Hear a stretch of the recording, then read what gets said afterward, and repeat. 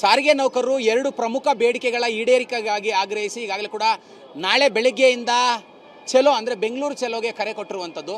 ಸದ್ಯ ನಾನೀಗ Banashankari BMTC depot ಮುಂಭಾಗದಲ್ಲಿದ್ದೀನಿ. ಸಾರಿಗೆ ಮುಖಂಡರು ಈಗಾಗಲೇ ಬೆಳಗಿನಿಂದಲೇ ಏನು ನೌಕರರಿದ್ದಾರೆ ಅಂದರೆ ಕಂಡಕ್ಟರ್, ಡ್ರೈವರು, ಮೆಕ್ಯಾನಿಕ್ಗಳಿಗೆ ಕರಪತ್ರಗಳನ್ನು ಹಂಚ್ತಾ ಇದ್ದಾರೆ. ಕರಪತ್ರವನ್ನು ಹಂಚಿ ನಾಳೆ ನಮ್ಮ ಬೆಂಗಳೂರು ಚಲೋ ಏನಿದೆ, ಬೆಂಗಳೂರು ಚಲೋ ಅಲ್ಲಿ ಭಾಗಿಯಾಗಿ ಅನ್ನುವಂಥ ಒಂದು ಮಾತುಗಳನ್ನು ಕೂಡ ಹೇಳ್ತಾ ಇರುವಂಥದ್ದು. ನನ್ನ ಜೊತೆ ಮಾತಾಡಲಿಕ್ಕೆ ಸಾರಿಗೆ ಮುಖಂಡರಾದಂತಹ ಜಗದೀಶ್ ಅವರು ಕೂಡ ಇದ್ದಾರೆ. ಜಗದೀಶ್ ಅವರು, ತಾವು ಕೂಡ ಈಗಾಗಲೇ BMTC ಡಿಪೋ ಮುಂದೆ ಕಂಡಕ್ಟರ್, ಡ್ರೈವರು, ಮೆಕ್ಯಾನಿಕ್ಗಳಿಗೆ ಕರಪತ್ರವನ್ನು ಹಂಚ್ತಾ ಇದ್ದೀರಾ. ಏನಂತ ಹೇಳ್ತಾ ಇದ್ದೀರಾ? ಸರ್ಕಾರಕ್ಕೆ ಏನು ಹೇಳ್ತೀರಾ? ಸರ್, ಈಗ ನಾವು ಬೆಳಿಗ್ಗೆಯಿಂದನೂ ಸಹ BMTCನಲ್ಲಿ ಪ್ರತಿ ಘಟಕದ ಮುಂದೆ ಹೋಗಿ ಘಟಕ ದ್ವಾರ ಸಭೆಗಳನ್ನ ಮಾಡಿ ಹ್ಯಾಂಡ್ ಬಿಲ್ ಹಂಚೋದ್ರ ಮುಖಾಂತರ ಎಲ್ಲರಿಗೂ ಹೇಳ್ತಾ ಇದ್ದೀವಿ, ನಾಳೆ ಎಲ್ಲರೂ ಫ್ರೀಡಮ್ ಪಾರ್ಕ್ ಕಡೆ ಬನ್ನಿ, ನಾಳೆ 4 ಗಂಟೆಗಳೇ ತಗೊಳ್ತಕ್ಕಂಥ ನಿರ್ಧಾರಕ್ಕೆ ತಾವೆಲ್ಲರೂ ಬದ್ಧವಾಗಿರಬೇಕು ಅಂತಕ್ಕಂಥ ಹೇಳ್ತಾ ಇದ್ದೀವಿ. ನಾಳೆ 4 ಗಂಟೆವರೆಗೂ ಸಹ ಸರ್ಕಾರಕ್ಕೆ ಗಡುವನ್ನ ಕೊಡ್ತಾ ಇದ್ದೀವಿ. ಆ ಗಡುವಿನಲ್ಲಿ ಸರ್ಕಾರ ನಮ್ಮ ಸಮಸ್ಯೆಯನ್ನು ಇತ್ಯರ್ಥಪಡಿಸಲಿಲ್ಲ ಅಂತಂದರೆ 200% 20ನೇ ತಾರೀಕು ಆಗ್ತಕ್ಕಂಥದ್ದು ಇದಕ್ಕೆ ಸಾರಿಗೆ ಸ್ತಬ್ಧಕ್ಕೆ ರಾಜ್ಯ ಸರ್ಕಾರ ಮತ್ತು ಆಡಳಿತ ಮಂಡಳಿಯ ನೇರವಾಗಿ ಹೊಣೆಗಾರ ಆಗಿರುತ್ತೆ. ಏನು ಪ್ಲಾನ್ ಸರ್ ನಾಳೆ ಬೆಳಗ್ಗೆ? ಸರ್, ನಾಳೆ ಬೆಳಗ್ಗೆ ಏನಿಲ್ಲ ಸರ್ ಪ್ಲಾನು. ಸಾರಿಗೆ ನೌಕರರ ವಿಚಾರವಾಗಿ ರಾಜ್ಯದ ಮೂಲೆಯಿಂದ ಸುಮಾರು 5,000 ರಿಂದ 10,000 ಸಿಬ್ಬಂದಿಗಳು ಬರ್ತಾ ಇದ್ದಾರೆ. ಫ್ರೀಡಮ್ ಪಾರ್ಕ್ ಚಲೋ ಅಂತಕ್ಕಂಥ ಕಾರ್ಯಕ್ರಮ ಹಮ್ಮಿಕೊಂಡಿದ್ದೀವಿ. ಅಲ್ಲಿ ಎಲ್ಲ ಸರ್ವ ಸಂಘಟನೆಗಳ ನಾಯಕರುಗಳು ಸಹ ಸೇರ್ತಾ ಇದ್ದೀವಿ.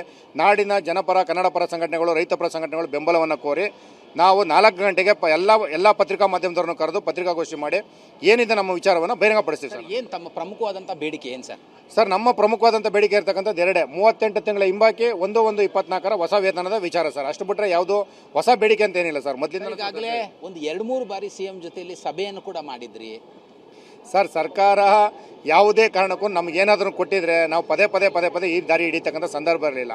ಆದರೆ ಬರೀ ಕರೆಯೋದು, ಬರೀ ಗೈನಲ್ಲಿ ಕಳಿಸ್ತಕ್ಕಂಥ ಕೆಲಸವನ್ನು 2.5 ವರ್ಷಗಳಿಂದ ಮಾಡ್ಕೋತಾ ಬಂದಿದ್ದಾರೆ. ಹಾಗಾಗಿ ಈ ದಾರಿಯನ್ನು ತುಳಿದಿದ್ದೀವಿ ಸರ್ ನಾವು. ಈಗ 4 ಗಂಟೆವರೆಗೂ ಪ್ರತಿಭಟನೆ ಮಾಡ್ತೀರಾ. 4 ಗಂಟೆ ನಂತರದಲ್ಲಿ ಏನು ಮಾಡಬೇಕು ಅಂತ ಸಿದ್ಧತೆ? 4 ಗಂಟೆಯ ನಂತರದಲ್ಲಿ ನಾವು ಆಲ್ರೆಡಿ ಕಾರ್ಮಿಕರಿಗೆ ಕರೆ ಕೊಟ್ಟಿದ್ದೀವಿ, ದಯಮಾಡಿ ಎಲ್ಲರೂ ಸಹ ಮನೆಯಲ್ಲಿರಿ, ಯಾರೂ ರೋಡಿಗೆ ಬರ್ತಕ್ಕಂಥ ಕೆಲಸವನ್ನು ಮಾಡಬೇಡಿ. ಸಂಪೂರ್ಣ ಸಾರಿಗೆ ಸ್ತಬ್ಧ ಆಗಲಿ.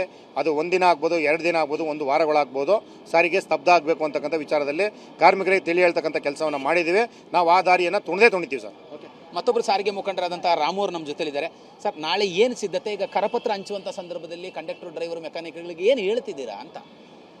ಈಗಾಗಲೇ ಮಾನ್ಯ ಮುಖ್ಯಮಂತ್ರಿಗಳ ಜೊತೆ 4 ಬಾರಿ ಮೀಟಿಂಗ್ ಆಗಿದೆ, ಸಾರಿಗೆ ಸಚಿವರ ಜೊತೆಲೂ ಆಗಿದೆ. ನಮ್ಮ ಬೇಡಿಕೆಗಳು ಎರಡೇ.